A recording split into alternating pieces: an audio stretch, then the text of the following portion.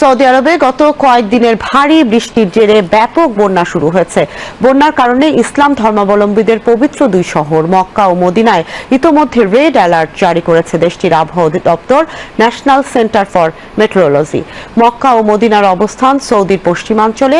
NCM এর কর্মকর্তারা জানিয়েছেন, বন্যার পানিতে দেশটির পূর্বাঞ্চলও ডুবে গেছে। সামাজিক যোগাযোগ মাধ্যমে বন্যার বেশ কিছু ছবি ও ভিডিও প্রকাশিত হয়েছে। তাতে দেখা গেছে পানির স্রোতে ভেসে যাচ্ছে গাড়ি। এছাড়া বিভিন্ন ভবনের একতলার প্রায় অর্ধেক ডুবে গেছে।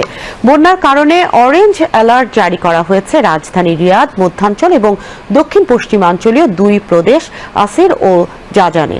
পাশাপাশি জনগণের উদ্দেশ্যে সতর্ক থাকার আহ্বানও জানিয়ে বলা হয়েছে, তারা যেন সরকারের নিরাপত্তা সংক্রান্ত নির্দেশনা অনুসরণ করেন।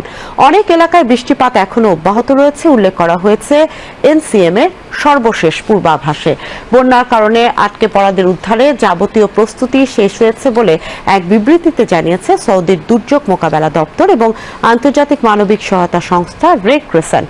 একই সঙ্গে দুর্যোগ মোকাবেলা কর্তৃপক্ষের বিবৃতিতে জনগণকে সতর্ক করে বলা হয়েছে, তারা যেন নিচু এলাকা এবং বন্যার পানি জমতে পারে এমন সব এলাকা এড়িয়ে চলেন।